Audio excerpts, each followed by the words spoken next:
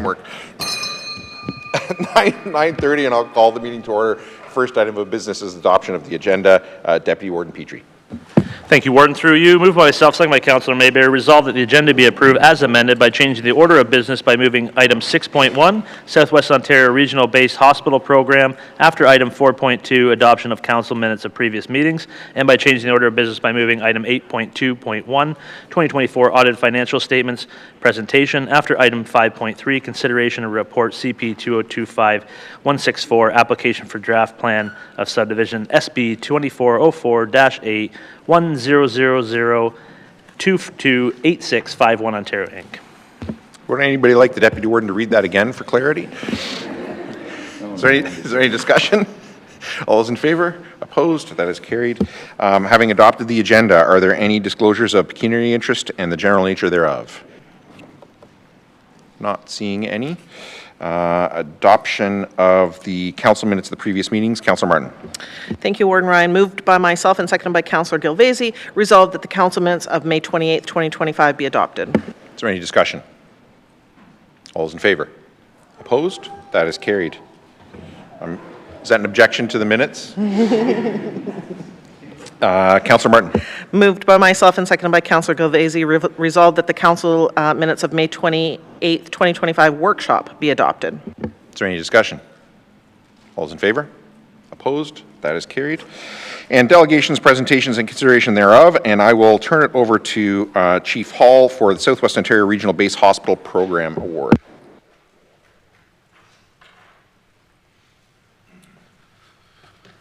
Thank you, Warden, and I'd like to call up Paramedic Ben Smith, our Medical Director, Dr. Matt Davis, and our other Medical Director, Dr. Sean Doran, and the Program Manager, Julie Manning, from our Base Hospital Program.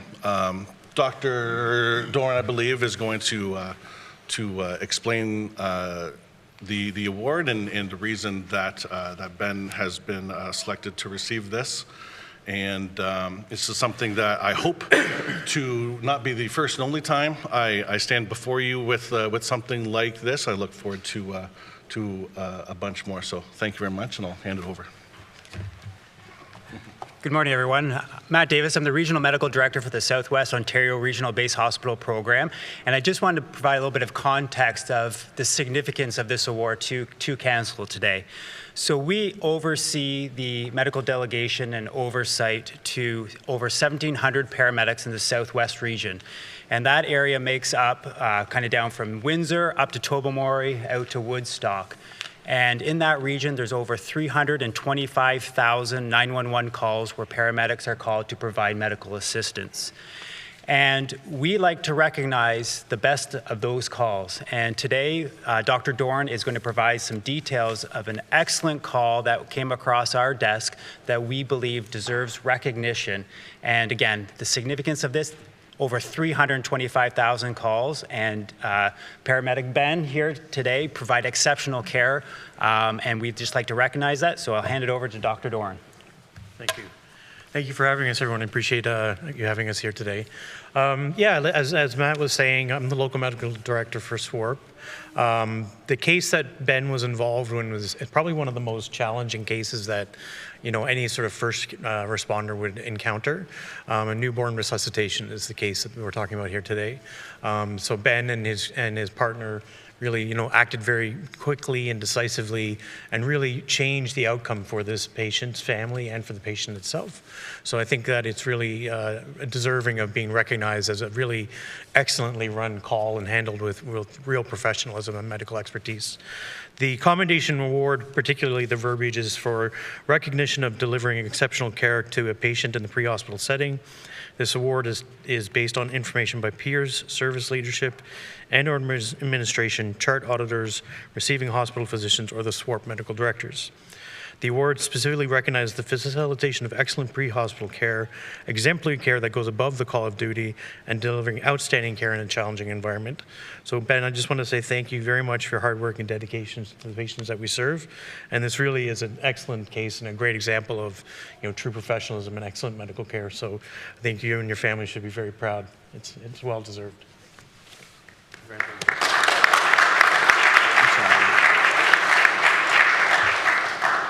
I'd like to, I'm a fan of the dramatic, and so I just would like to add, like, the case that we're talking about, there's a little baby that's with us today. If it might not have been if it wasn't for Ben and his partner at the time. Ben's partner is no longer with our service. That's why she's not here. But probably the worst type of call any first responder would ever want to go to. Not only is it a newborn delivery, which is in itself is horrible, but one without vital signs when they got there. And so I just think that we want to recognize that level of care that Ben and his partner provided, and truly, I think, deserving of this recognition. So thank you very much, Ben. And I think we're going to get a little photo with the warden and the CAO, and yeah. There we go.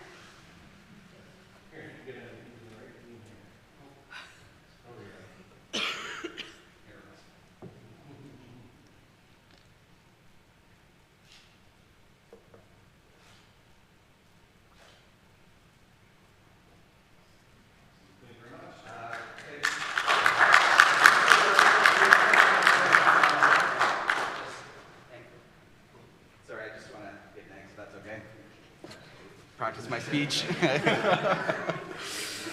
Yeah. Oh, thank you. No, that's okay. Hi, everyone. I'm Ben Smith, paramedic here in Oxford County, proudly serving for almost 10 years now. It's an honor to receive this award. I just wanted to give thanks to you guys for recognizing that today, giving me that opportunity. And to the medical staff that has trained me over the years. I see lots of support from my department. And thank you, Director Hall, for those lovely words. Honestly, it's quite touching. It's an honor. It's a call I won't forget. And I look forward to future calls and hopefully more awards. So thank you all and have a good rest of your day.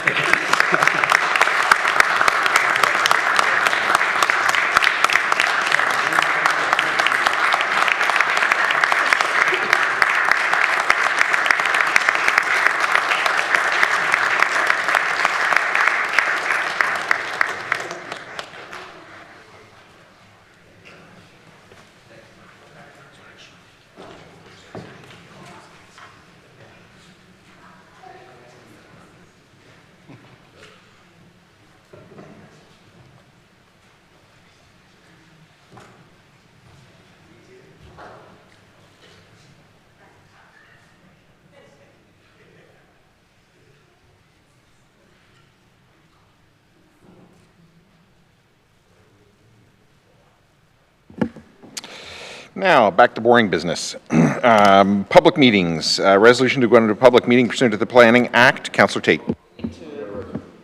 Oh, sorry. Oh, sorry. Did we have one for it? Yes, Councillor Schaefer, sorry.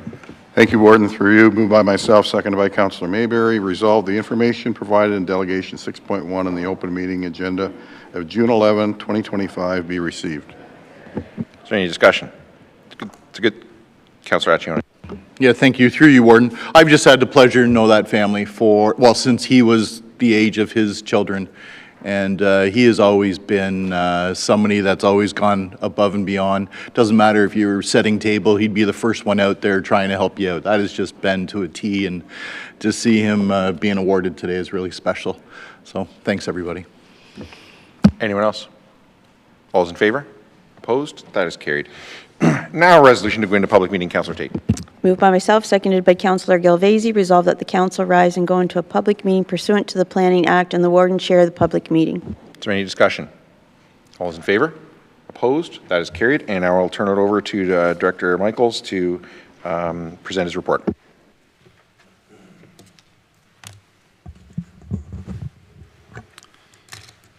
Thank you, Warden. The application before council is for a proposed industrial plan of subdivision of the city of Woodstock. The subject lands are approximately 35 hectares in area and located at the northwest corner of Devonshire Ave and Oxford Road 4, and they are currently vacant. Surrounding land uses consist primarily of industrial and commercial development and future industrial and commercial development lands, some of which are currently in agricultural use or contain single detached dwellings, but are proposed for future industrial or commercial development. And there's also a water course / municipal drain to the northeast of the property.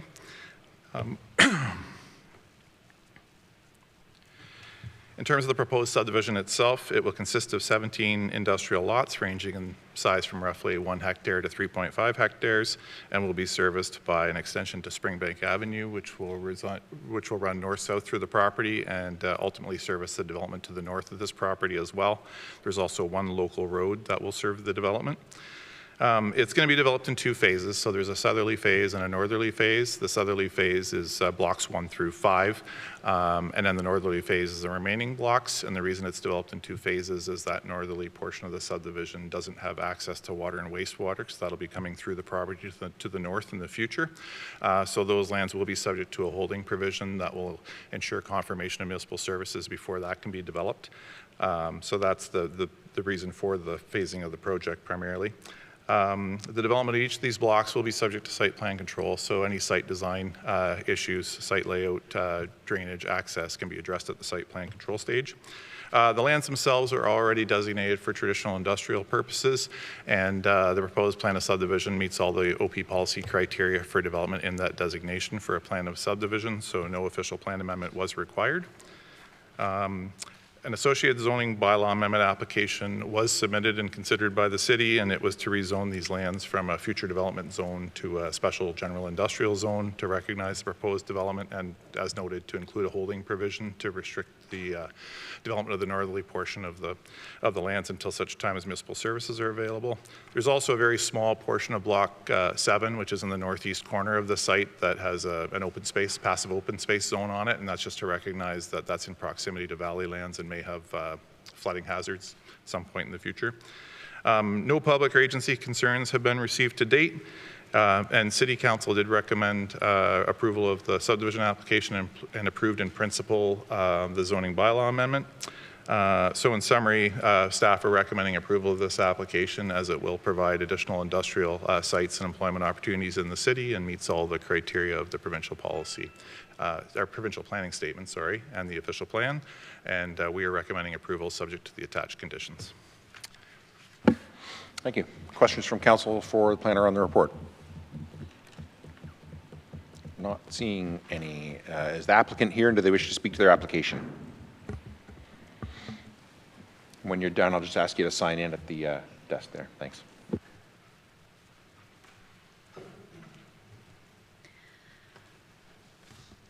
Good morning. I'm Andrea Sinclair with MHBC Planning here in support of the application. I did prepare a presentation, but I don't really want to duplicate what Mr. Michaels has already gone through this morning, so I'll probably skip through it fairly quickly. Really just here to answer any questions and to confirm our support of staff's recommendation, the conditions of draft plan approval, and the subdivision that's before you this morning. So I'll jump through most of this. As Mr. Michaels mentioned, this is going to be registered in 2 separate phases. The draft plan of subdivision was designed to connect with the approved road network of the draft approved lands to the north. So where you see the northerly road connection, that aligns with a subdivision that's already been approved. In terms of the phasing, you can see the dashed line sort of at this point here. That's everything south of that would be the first phase, and it is our client's intention to register as quickly as possible and bring some more great industrial development to the city of Woodstock. In terms of the applications, they were supported by a number of technical studies, including planning justification report, environmental impact study, servicing report, stage 1 and 2 archaeological assessment, for which we've already received ministry acknowledgement, traffic transportation impact study, and geotechnical. Those studies were all reviewed in great detail with county and city staff. I can confirm that I was in attendance at the public meeting in Woodstock. There were no members of the public that raised any concerns with these applications, and no public comments received through circulation. For those who may or may not be familiar with 214 Carson Co., that's our client. They're well-respected developers of industrial-type properties. They're including local projects in Woodstock, Ingersoll, and we're just excited to be bringing some of their high-quality product to the city of Woodstock and the county. And these are just some examples of some of their projects. So don't intend to really provide anything further. I think the detailed staff report really provides all the information, but happy to answer any questions. Thank you. Thank you. Questions for the applicant from council? Councillor Mayberry. Yes, if I could, under the City of Woodstock Engineering Department's comments, it says there's no blocks are dedicated for stormwater management. They're assuming that the flows from this development, particularly phase 2, will be handled by the design to the north, the subdivision to the north. I just want to, anytime somebody's assuming something, I just want to make sure that I actually know what's happening. So if you could answer that, please. Yes, thank you, and through you, Mr. Chair. So the first phase of development, there is sufficient capacity in an existing stormwater management pond to the south, so that's where that first phase will go. The subdivision that I mentioned that's been approved north of this does have a stormwater management facility in it, and as part of the East Woodstock secondary plan, that was always intended to be sort of a regional facility that would include broader lands beyond that subdivision. Through the detailed design of that subdivision, should there be a need to expand that storm pond into 214 Carson's property, or for us to have a subsequent pond, that will all be detailed sort of through the second phase in consultation with city engineering. So there is sort of a longer term plan, but there is some infrastructure that needs to be in place in the lands to the north before that second phase can go, and that's really why there's a holding provision, because some of the things that are needed for servicing are not quite in place. Any other questions from council? Not seeing any. Thank you. Okay, thank you. Are there any members of the public, either here in person or virtually, who wish to speak to this application? Not seeing any. Resolution to adjourn the public meeting. Councillor Gilvazy. Moved by myself, seconded by Councillor Peterson, resolved that council adjourn the public meeting and reconvene as Oxford County Council with the warden in the chair. Is there any discussion? All those in favor? Opposed? That is carried. And consideration of report CP 2025-164, Councillor Accione.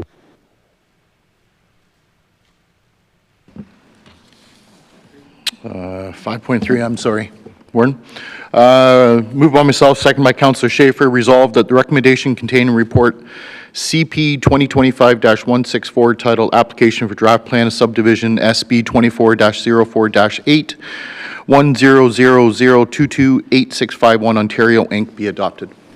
Is there any discussion? Deputy Warden Petrie. Thank you, Warden, through you. Absolutely no problem with the application. I guess my question, or my thought is, I didn't know if Springbank Avenue was going to try to compete with Yonge Street for the longest street in the world.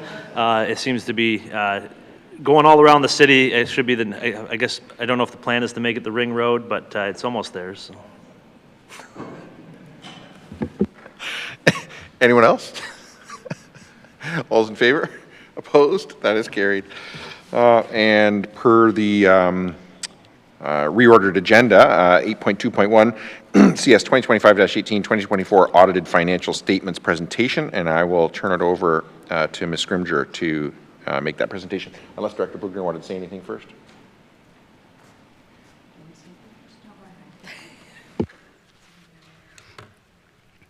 Good morning, everyone. I am Christine Scrimgeour. I'm from Scrimgeour & Company and are the auditors for the County of Oxford and have before you draft financial statements for your review. They are draft as those charged with governance under the Canadian auditing standards need to approve them, and then we will finalize them. And the next process after that is then getting the FIR into the province for their review. So I'll go through the statements page by page. If you have any questions, please don't hesitate to ask me, and hopefully I'll cover any questions that you do have. I do have a few preliminary comments. So these are consolidated financial statements because that we pick up our percentage of the public health. Materiality, so we set a materiality that we look at. It's based on your revenues, and this year it was $3.75 million. However, we do not just look at transactions over that dollar limit. Every transaction that flows through the county is eligible for a statistical sampling, and we look through payroll, purchases, and then several different of your revenues. We don't look at every revenue every year, but we do certainly look through each of your processes over a 3-year period, all of them. And I would be remiss not to thank all of the staff, the director behind me, Carolyn over there, and the rest of the finance staff that help us tremendously to complete this audit process. I will also comment, there are, as you're aware, several from 2022 to 2024 reconciliations still outstanding with the province. That is not due to your staffs not submitting what they're supposed to be submitting. It is the province is behind in reconciling, and it's mainly in the area of human services and Woodingford Lodge. So just want to comment on that as well. All right, so we'll get through the numbers. Oh, I should also mention, it is a clean audit opinion, meaning I didn't have anything of concern. All right, we'll go through the numbers, and again, hopefully I'll highlight the areas that you're concerned with. When on this consolidated statement of financial position, and I'm looking at about 3/4 of the way down. Those of you who have heard this presentation many times, you know these are the kind of the indicators I look at. So net financial assets on your page, that would be the amount of money you would have in the bank at the end of the day if everyone paid you what they owe you, and you paid all of your liabilities off. And you can see that there's been an increase there of about $14 million, which is a significant increase. Everything below that line is required to provide the services you do, mainly your roads, water, wastewater, buildings, etc., your tangible capital assets. And the other indicator I look at is to ensure that you're reinvesting in your capital at least equal to what the amortization is, which is the using up of the assets. This year it was around $22 million. And you can see overall we've increased our assets significantly this year. When we get to the note on the surplus, you'll also see we've maintained our reserves, even though we've invested that kind of money into capital. And as well, when I look at net long-term liabilities, which is your debentures that you have outstanding, they have stayed within the same level as they were, and even though we've reinvested in all of that capital. So all of those are indicators on the balance sheet of financial stability. Any questions on any specific number in that statement? All right. I'll move on to the consolidated statement of operations accumulated surplus. This shows the budget for 2024 is approved by council, the actual for 2024 versus the actual for 2023. I'll just highlight on a couple of items that are significant changes, I would say. The government transfer line, so that includes transfers from the public health consolidation. So there's about $9 million that you obviously don't budget for. What you budget for is your contribution to the public health. This includes your share of their grant money. So there's about $9 million in the actual for 2024 versus the budget for 2024. In addition, there was additional monies both in childcare and affordable housing grant money that came in. And then development charge increase, that's just really the timing of capital projects. There was a significant project completed in 2024 that had DC implications, and so that money came into, we were able to recognize those DCs in this current year. And again, that's just really tied to what capital projects are within your development study. And then the other line, which we didn't budget for, those are assumed assets. So any assumed assets that come when we assume a subdivision, i.e. the water, the wastewater, those different projects, we then assume those assets as a donation to us. We are then responsible going forward for maintaining those assets. So overall revenue up about $26 million, and those are really the contributing factors that I just mentioned. Expenses, so I'll remind council that in the budget for the expenses, we do not budget amortization, and as I mentioned, amortization was $22 million. And so if you add that to your budget, as well as the DC exemptions that were mentioned in the director's report on these financial statements, that is the increase in expenses over the year. And then excess revenues over expenses before other, you can see that it's very consistent with budget there. Any questions at all on that statement? Okay. I'll continue on through the statements. I'm not going to spend a lot of time on the next couple of statements, just commenting on the fact that they are showing the increases and decreases that really I have gone through already with the capital projects and the balance sheet. I will draw your attention to note number 12, which is your accumulated surplus note, which is really where I was mentioning that if you look down with reserves and reserve funds, if you add those two numbers together, we really are consistent with the prior year, and yet we invested a significant amount in capital. So that's also an indicator there for me. Coming down to that total reserve or total surplus number that equals the balance sheet, and as you can see, the next after the reserves and reserve funds, the next biggest number is the investment in capital assets, which we've talked about.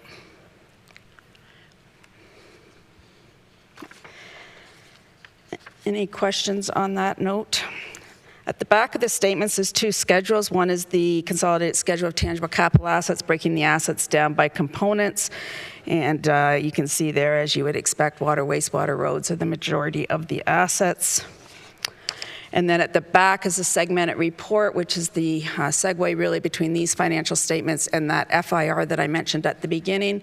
It is all done by functions, which these functions of this segmented schedule number 2 are the segments on that FIR that breaks down the revenues and expenses by those areas.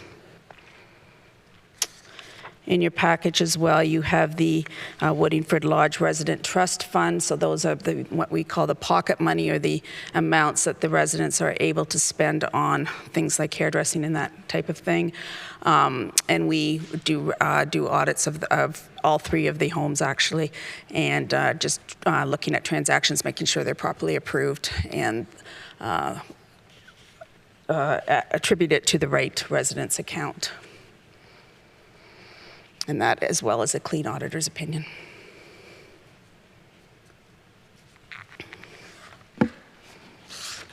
Thank you very much. Questions from council?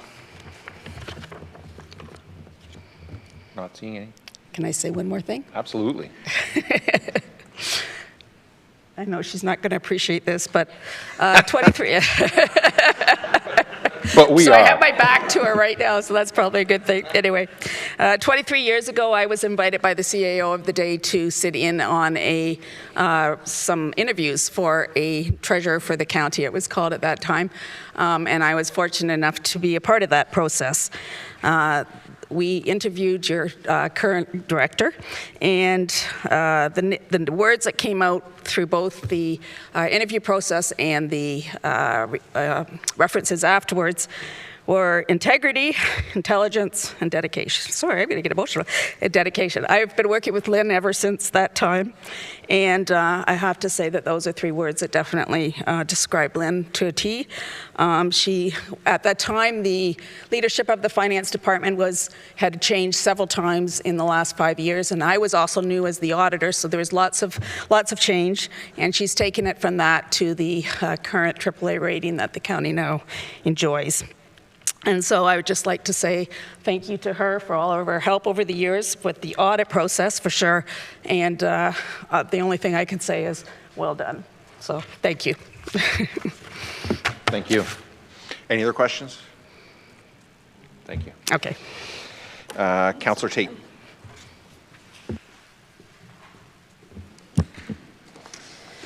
Moved by myself, seconded by Councillor Petrie. Resolved that the recommendation containing report CS 2025-18 titled 2024 Audited Financial Statements be adopted. Is there any discussion? I would just point out, I think I do this every year, that I think this is, something that is glossed over frequently. I know not by council, because it's always like a little bit of a warm blanket for council to say that we have our financial statements audited. But I really suggest that we should point it out to residents, that there is a third party that audits our financial statements every year, and residents can agree or disagree with how we choose to spend the money, but it is audited that we spent it in the ways that we said we would spend it, and every penny is accounted for by a third party. And I think that is a level of transparency that we should be very proud of, and our residents should know about, that there isn't anything in there that they cannot track us on, and that a third party does that. So it's not us reporting on ourselves, it is the third party doing that. I know we had two delegations in here about a month ago that were saying, where's the money, where's this spent? And I highlighted to them at that time that we do this every year, and here we are now having that done again. So I fully intend to follow up with them and say, there it is, go through it, find whatever you want to find. I think we should be very proud of that as a council, that we do this every year. I know we're required to do it, but that doesn't mean we can't be proud of doing it and doing it well. Anyone else before I call the question? All those in favor? Opposed? That is carried. Thank you very much. And consideration of correspondence, Councillor Peterson. Thank you, Warden. Moved by Peterson, second by Councillor Martin. Resolved that correspondence items 7.1, 7.2 on the open meeting agenda of June 11th be received, and further that item 7.1 be referred to the Chief Coroner's Office for consideration. Councillor Peterson, as the mover, do you wish to speak to that? Not a whole lot. I think that's the appropriate spot to go to look at this before we get too involved, whether it's any changes there, to find out what actually happened at that spot. Councillor Martin is the seconder. Yeah, I would just add there that until an official OPP investigation is completed, and of course any further action would lie at the foot of the Chief Coroner's Office, whether they would like to take on an inquest, that I would fully support that that's the direction that we should take. Anyone else? I have a question for staff. I know that Thames Centre and Middlesex County have committed to some levels of action. That's their business to some extent. Are we in a position as Oxford County to partner with and support them as they move forward on whatever they choose to do?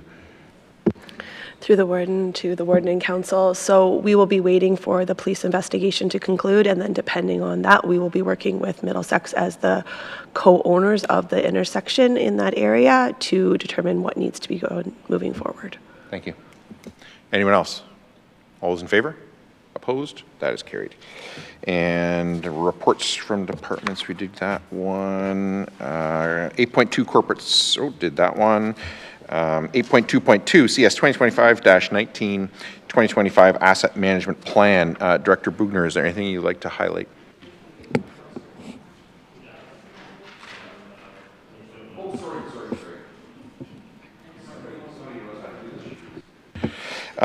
8.1, Community Planning, 8.1.1, CP 2025-158, Bill 17, and proposed related regulatory changes. Director Michaels. Thank you, Warden. I'll maybe just touch on a few points from this report. So this is another round of the latest legislation from the province to try to expedite housing development, and I guess in their words, reduce municipal requirements that impede housing development. The bill has received royal assent. It did last week, notwithstanding that the commenting period extends until today. So staff are recommending that notwithstanding the fact that it's received royal assent, we still submit comments, because in the past on other bills like Bill 109, those comments have still resulted in either repeal or amendments to the legislation, or have informed the resulting regulations. So there's still very much a reason to submit comments on this bill and the regulations. There's no timing announced for the proposed regulations, so that's something we'll be monitoring over the next little while, and making sure that anything that comes out as a result of those is communicated to councils if it's substantive. What I would say is there's a number of the proposed changes in here legislatively that do raise concern, at least from a planning perspective. I don't see how they're going to expedite housing development. If anything, they probably raise more questions and concerns than anything. But we're suggesting submitting comments to the province to express both our concerns and maybe provide some alternatives that might work better than what's been suggested in the legislation, and then to monitor the regulations as well to see if we can also influence those to make sure they are as workable as possible if they choose to proceed with them. I guess just touching on the development charge changes as well, there was a bit of a mix here. Corporate services staff felt that some of those changes were actually beneficial, while others were of concern. Some of the ones of concern were more the changes to the definition of eligible costs, which will be determined through reg what those eligible costs would be for development charges. Similarly, for the definition of local services, which is also going to require regulation to determine what that definition is. So those could influence what we can recover through DCs and then what goes on to the levy. So we'll be engaging on the regulations for those. There's a number of other proposed changes that were released through a tech memo that accompanied this. Some of those, just in name primarily, do raise concerns, but there's been no details released on them. So again, that's something that we'll be continuing to monitor as we move forward. So we're looking for council support to submit comments on the proposed legislative changes and draft reg descriptions, and then we'll be following up after that for any additional information that's released. Thank you. Questions from council? Councillor Schaefer, then Councillor Thank you, Martin. Warden. Through you to the director. One of the concerns I had was the deferral of the DC charges to like occupancy of the homes. How do we ensure that we still get paid those DCs? I mean, do we take security? Do we register liens, or what do we do? And do those liens have priority over mortgages, or just some guidance there? Yeah, I'm not sure if that's a question I'm best able to answer, but I see that Jen Lavallee from Corporate Services here. I don't know if there's anything you'd be able to add to that at all, Jen, or is that more detail than we're prepared to answer at this point?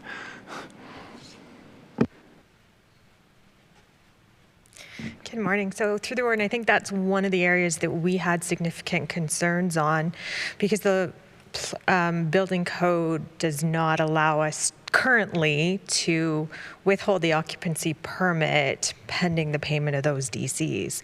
So there is risk that if the developer doesn't pay that, we can put it on property taxes, but that just shifts the burden to the resident, which I don't think is what we all want to achieve at this point. I think the securities are potential, but they haven't released all the regulation requirements around what we can or cannot issue securities for or obtain securities for. So we're still waiting for more information on what we can do in that regard to ensure that we are in receipt of those DCs by the correct individual. Just to follow up, thank you. You know, a supplier or a subcontractor of the builder can register a lien against the property, and it takes priority over any security interest. You know, why can't we do the same thing? I mean, it would just make sense, I would think. Anyway, just a comment. Was that a comment, or I thought it was a question? Why can't we? Okay. Councillor Martin? Yeah, thank you, Warden Ryan.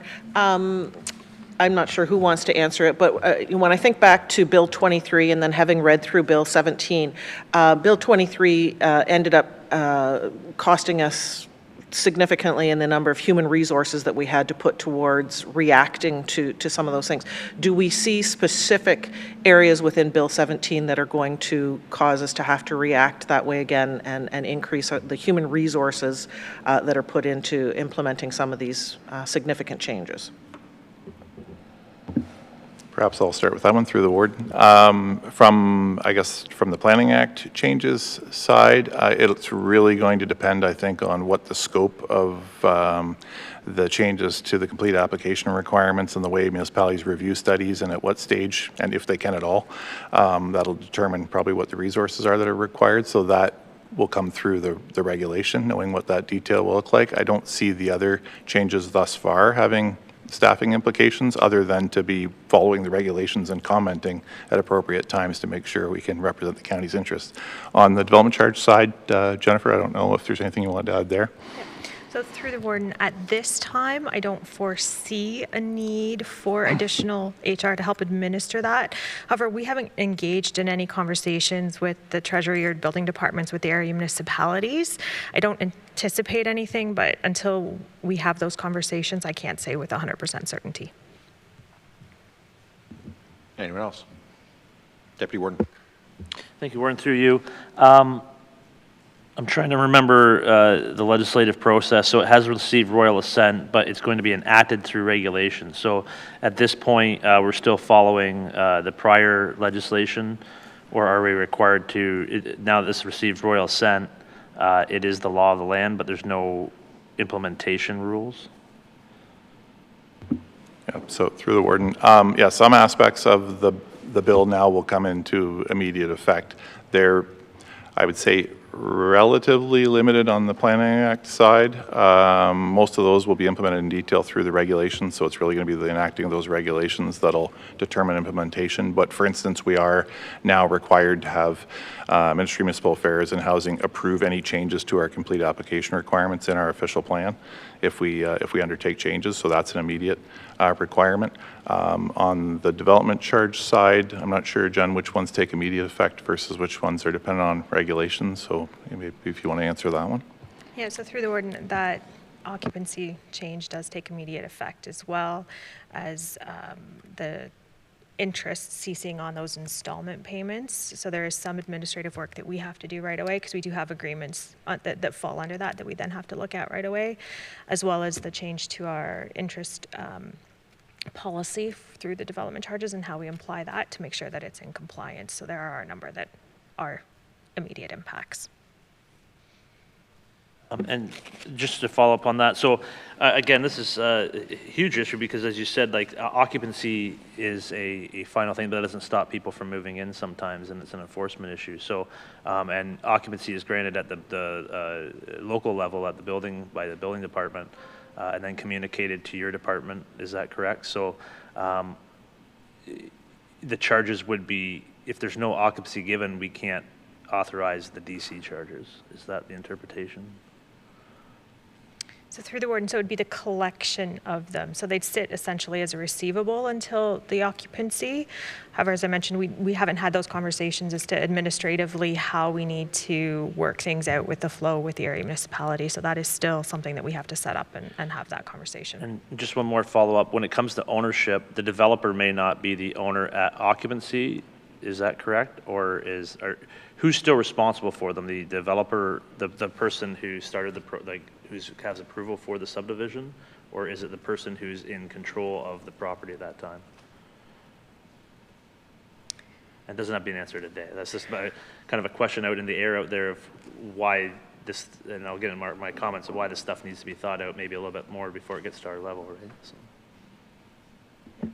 Councilor Martin. Yes, thank you, Warden Ryan. Again, not sure who wants to answer this question, perhaps Ms. Abercrombie. Somewhere in Bill 17, it talks about a goal to expand water and wastewater infrastructure through a public utility model. Have we delved into that and what that might look like Like, is this going to be a Hydro One situation that every water and wastewater system in Ontario becomes a public utility? Or do we have a sense of what that might look like for Oxford County? We haven't delved into it too much through the warden to council. That is something that we remember was what was in place in the 90s, and we've kind of switched to this model. So that's something we'll monitor. We haven't delved into it, into what it would look for Oxford County yet. So just as a follow-up, will any information be a part of our feedback that is due today? Through the warden. So that's one of the items that's listed on the other proposed changes that were identified in the technical memo or technical briefing, I guess it's called, not actually in Bill 17. So there's really very little information on what that's going to look like. I suspect it's related to communal services and the desire by some municipalities throughout Ontario to look at a public utility model for operating their communal services. But there's no detail on that at this point. Anyone else? Further to Councillor Schaefer's questioning, and I apologize for not asking this in advance, but if we are essentially now going to be forced to defer collection of the DCs from when we normally would have collected it to occupancy, is there potentially a cost to county taxpayers and or water and wastewater system users of the deferral of the collection of those DCs? Like setting aside whether they get paid or not, just assuming that they do, but it just takes longer. Is there a cost to us of that delay? So to the warden, the potential impact there is if we don't have enough DCs but still need to proceed with that project, we would have to debt fund that project, and the interest actually is an eligible DC expense. So the cost of that would then be on the developer and not on current residents of the county. So the increased cost of doing it would still be on the developer to pay as part of their DCs. So we would essentially be financing that, but ultimately getting it back from them, assuming that they do in fact pay it when they occupy or when someone occupies. Correct. Thank you. And second to Councillor Schaefer's question before, can we put a lien on it so that we are sure that we do get it when somebody ultimately occupies it? To the warden, currently, I don't believe that we can, and we're still waiting on that surety, because that's through regulations as to exactly what we can do there. Anyone else? Councillor Martin. Sorry, it took me a second to figure out how to frame it as a question. To follow up on the warden's question about, you implied that the developer would pay the interest, but would that interest cost not then be passed on to the future resident of that unit? Like that debt has to get paid by the developer's not going to eat that, they're going to pass that on to, so this is actually going to cost more for residential housing rather than less. So through the warden, I think it's the market prices that drive what the value is. So in theory, I guess the developer could raise their prices as a result of having to pay more DCs. Anyone else? Deputy Warden. Thank you much, Warden. Through you, moved by myself, second by Councillor Tate, resolved that the recommendation contained in report CP 2025-158 titled Bill 17 and proposed related regulatory changes be adopted. Deputy Warden is the mover. Do you wish to speak to that? Yes, thank you, Warden. We've been here before, and it just seems to be the same old, same old. We have these planning bills come forward, and instead of creating clarity, it creates questions. And so I guess it creates questions around, is consultation really valued, and the transparency around that, obviously leaving the, having the bill receive royal assent. I know that could have been a procedural item to get it through before the end of the sitting, but also, again, not having the regulations as part of the legislative process is troubling, because that's really where the meat and potatoes are, and those questions can be answered. And it's a troubling thing of, they're saying it's for this, but then we hear from our very qualified planning department that that's not the implications that could have. So, if anything, I think it is imperative that we put these comments in with the added that we need to have proper time and thought go into these, so it does not cause municipalities more red tape and cost at our end that we pass on to the taxpayer through tax increases. And really, it slows down the building process because there is that unknown, and it could have adverse effects. So certainly appreciate all the response in this from our staff, and I hope one day that we get a better, when we have changes coming to the planning process, it's such an imperative thing to have them thought through and make sure that they do what they're supposed to do before they're implemented, because it creates havoc. Councillor Tate is the seconder. Any other discussion? All those in favor? Opposed? That is carried.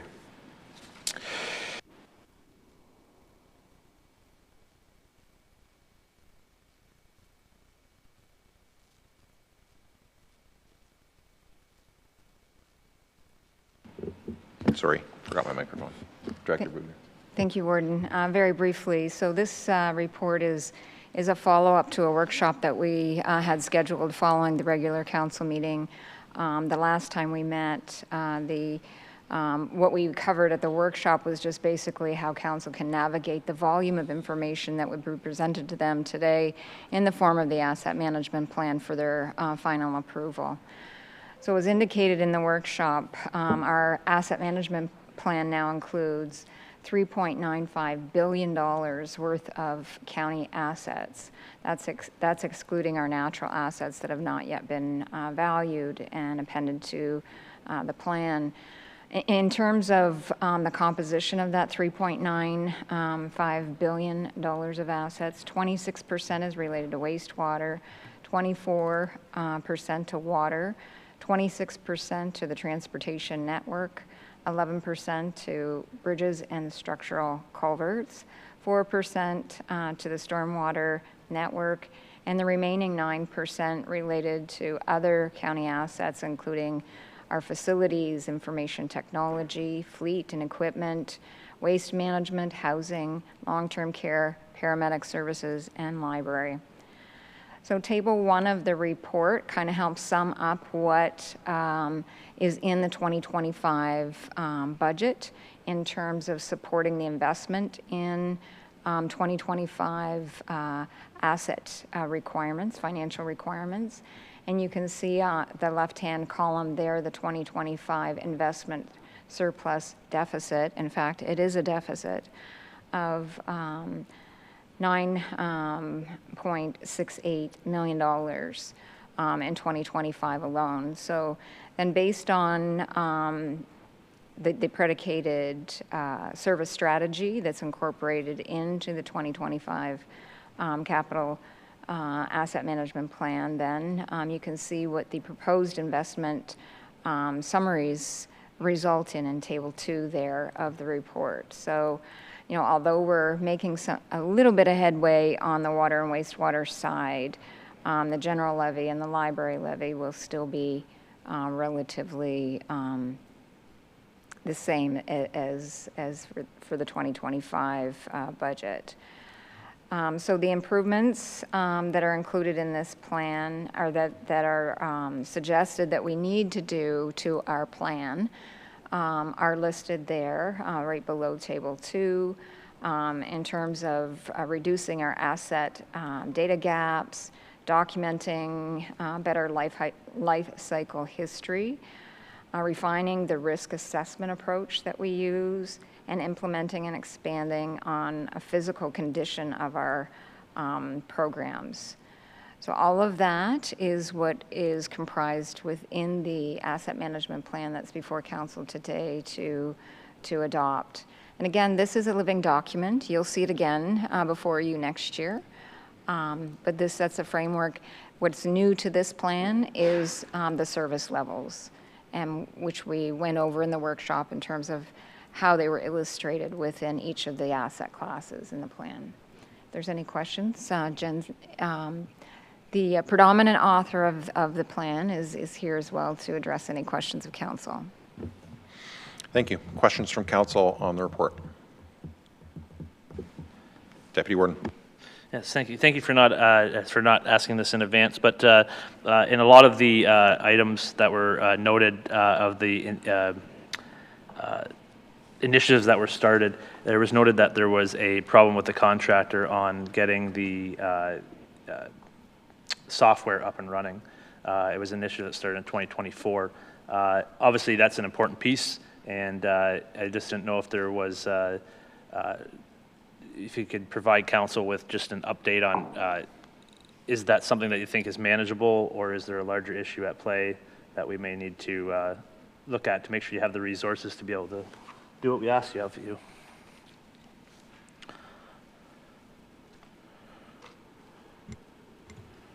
So through the word, we are in regular communication with the software provider, and we actually have a user group next week on Thursday and Friday that they put on. So we'll be over there with all of their high execs as well and having conversations with them again next week. They've been pretty responsive to all of the things that we've requested. Some are simple changes, and they've been able to make those pretty quickly, and some are more extensive enhancements that we've requested that they're working on, but they do take time. What we've presented in the asset management plan, we are comfortable with as far as the financial recommendations, and that they would not change substantially with a lot of the things that we're still requesting that they make changes to. Anyone else? So a question from me, just of clarification. I think the report makes it clear that the proposed budget impact for 2026 then of this asset management plan, if council adopts it today, would be 0.7% as a starting point for the levy increase for 2026. Is that correct? That's correct. Keeping in mind that the inflation figure was estimated in there, and that might vary. Yeah. Once we have the final. Yeah. So the report as it is today, not necessarily exactly what will be in the 2026 business plan and budget. Yeah, correct. Thank you. Anyone else before I call the question, or before I ask for a motion? Councillor Tate. Moved by myself, seconded by Councillor Gilvazy, resolved that the recommendation contained in report CS 2025-19 titled 2025 Asset Management Plan be adopted. Councillor Tate is the mover. Do you wish to speak to that? Councillor Gilvazy is the seconder. Anyone else? Deputy Warden. I appreciate all the different scenarios and the thinking behind them. You know, an asset management plan is only as good as the data that goes into it. And so having the resources and those items move forward, obviously it's a dynamic plan that's always going to change, but having one is the most important thing. And it shows us where we can go. Like, there's some good news in the fact that some assets are going to last longer than we thought, and that going to conditional ratings over, you know, the traditional age-based ratings is a more accurate way of identifying things, but it also creates those challenges where you have to assess the condition of an item as well. So there's always challenges, but I think the best thing here is that we have a plan. It's being actively thought out, and to make sure that there are different levels of service for where it's needed, and I think that's a very positive thing. And so I think that we're in a lot better position than some other municipalities, and look forward to seeing the future. Anyone else? All those in favor? Opposed? That is carried. And 8.2.3, CS 2025-20, 2026 draft budget schedule and budget survey. Director Bugner. Thank you. Just briefly through to council, a summary of this report. This is a typical report you would see this time of the year as we start the annual business plan and budget process.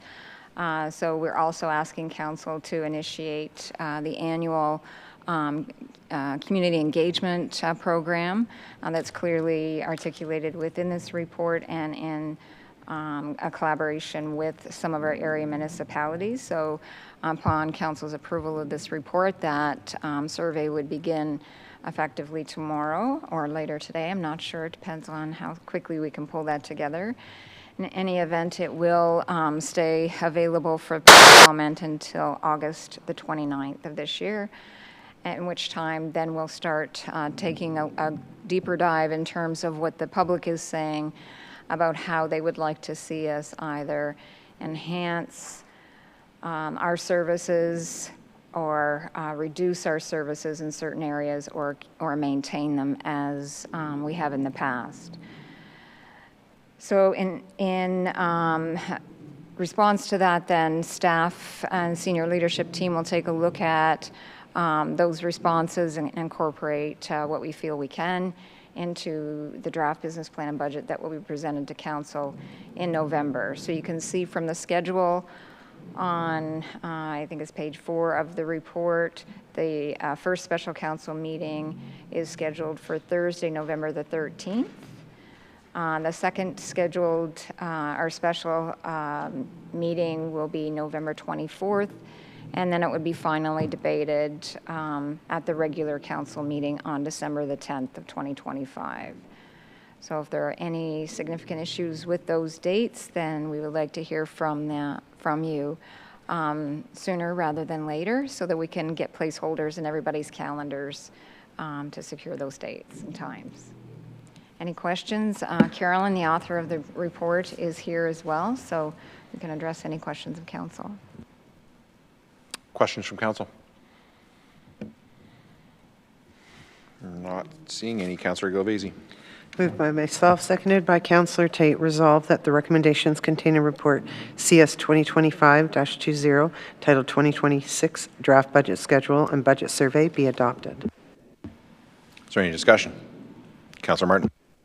Thank you. Just a really quick comment that this is the opportunity for the public to have their say, right? 1,100 people responded to the survey last year out of 130,000 people. Obviously, toddlers aren't filling out the survey, but you really encourage people within the community to have their say. People will, throughout the year, contact us with concerns and complaints about their tax bill and level of service, but this is the opportunity to shape what the 2026 budget looks like, and it's a quick survey, and there's the opportunity to provide not just yes and no's, but comments as well.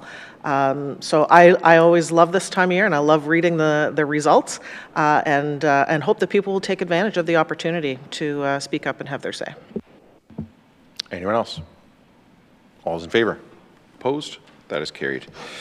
And 8.2.4 CS 2025-21 OILC debenture issue county. Director Bugner. I have nothing further to add. Thank you. Questions from council? Councillor Schaefer. Thank you, Warden, through you. Moved by myself, seconded by Councillor Martin. Resolved the recommendation contained in report CS 2025-21 titled OILC Debenture Issue County be adopted. Is there any discussion? All those in favor? Opposed? That is carried. And 8.3 Public Works, 8.3.1 PW 2025-36 Contract Award Supply and Distribution of Curbside Collection Containers. Director Abercrombie, is there anything you'd like to highlight for council before I ask them for questions? Thank you, Warden Ryan. This report is recommending to the supply and distribution of the curbside collection containers to Orbids Canada Limited to roll out and support our new source separated organics program, which is set to launch in the city of Woodstock and the township of Southwest Oxford in 2026, and then the remainder of the county in 2027. The recommendation and the container contract includes the provisional item to supply 360-liter recycling carts for the non-eligible source recycling program. And the number of carts is obviously going to depend on how many people participate in the program. Staff are currently reviewing a proposed Blue Box amendment that was posted by the province on June 5th that would potentially see the producers now be responsible for these small businesses recycling programs. So we're monitoring that. If this report is passed today as currently written, if the producers are responsible, there'll be no impact because it is a provisional item as part of our contract. We will just hold off doing any purchasing until the outcome of that posting and legislation is known. And I'd be happy to answer any questions for council. Thank you. Questions from council on the report?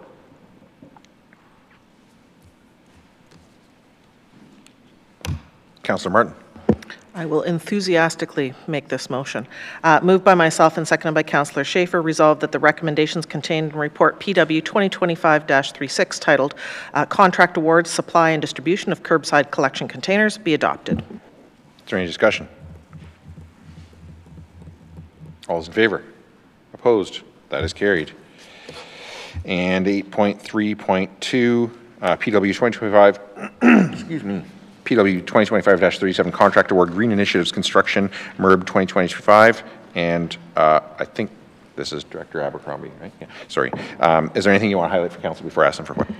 Yes, thank you, Warden Ryan. So the report before you today is to award the Green Initiative construction for multi-unit residential buildings for the 2025 portion to Elgin Contracting and Restoration in the amount of $1,225,100.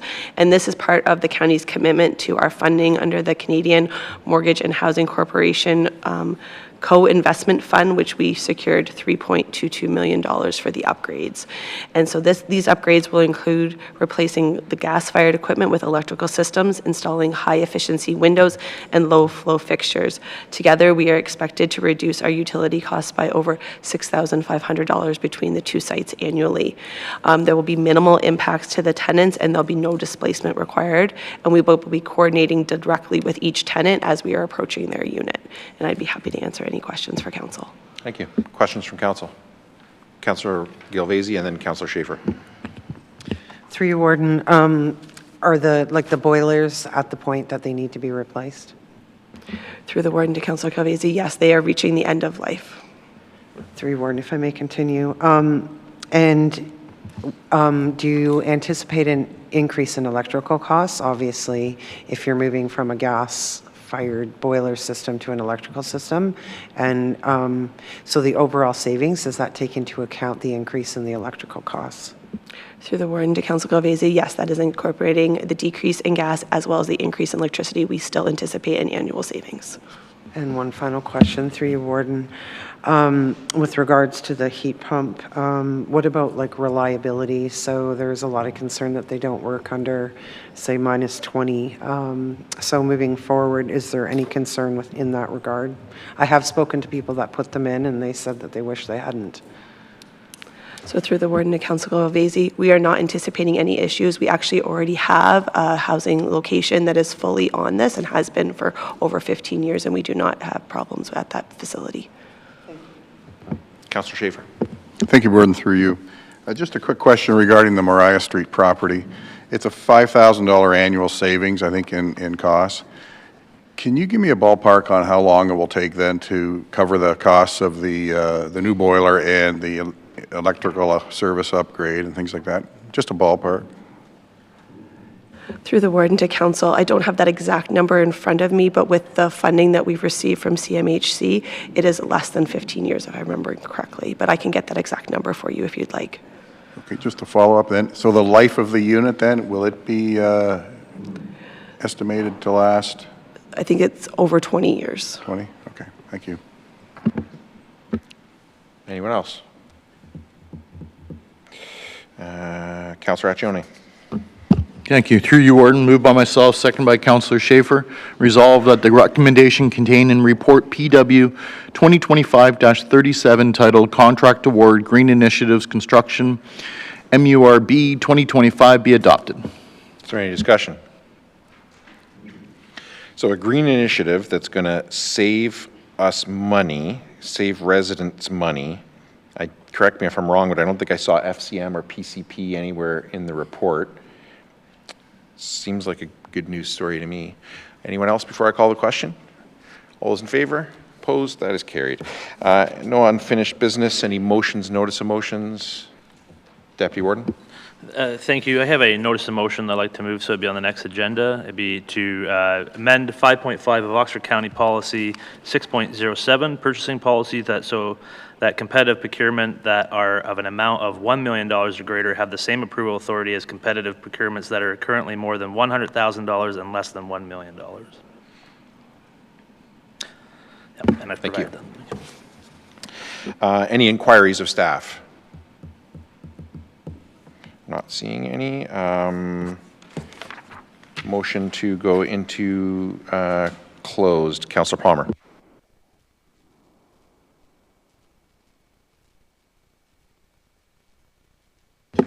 Moved by myself, seconded Councillor Accioni. Resolved that council rise and go into a closed session to consider reports PW CS 2025-38 and PWCS 2025-35 regarding proposed or pending acquisition of land by the county or local board. Is there any discussion? All those in favor? Opposed? That is carried. I'm going to propose that we just take 5 minutes before we start in there.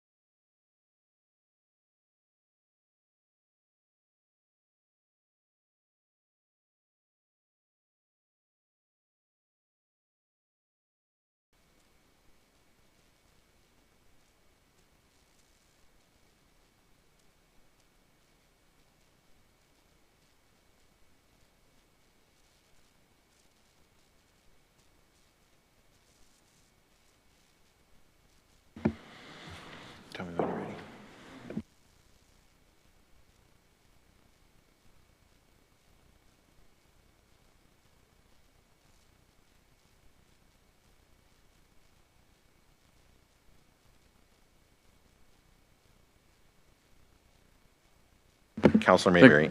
Thank you, Warden. Moved by myself, seconded by Councillor Palmer. Resolved the recommendation contained in report PW closed session 2025-38 be adopted as amended. Is there any discussion? All those in favor? Opposed? That is carried. And Councillor Petrie. Deputy Warden Petrie. Thank you, Warden. Moved by myself, seconded by Councillor Palmer. Resolved that recommendations contained in report PWCS 2025-25 be adopted. Is there any discussion? All those in favor? Opposed? That is carried. And bylaws, Councillor Mayberry. Thank you, Warden. Moved by myself, seconded by Councillor Peterson. Resolved that bylaws 6737-2025 and 6738-2025 be given first and second reading. Is there any discussion? All those in favor? Opposed? That is carried. And Councillor Mayberry. Thank you, Warden. Moved by myself, seconded by Councillor Peterson. Resolved that bylaws 6737-2025 and 6738-2025 be given a third and final reading. Is there any discussion? All those in favor? Opposed? That is carried. And adjournment, Councillor Peterson. Thank you, Warden. Moved by Peterson, second by Deputy Warden Petrie. Resolved that council meeting of June 11th, 2025 be adjourned until the next council meeting is scheduled for June 25th, 2025 at 9:30 a.m. Is there any discussion? All those in favor? Opposed? That is carried. And we are adjourned.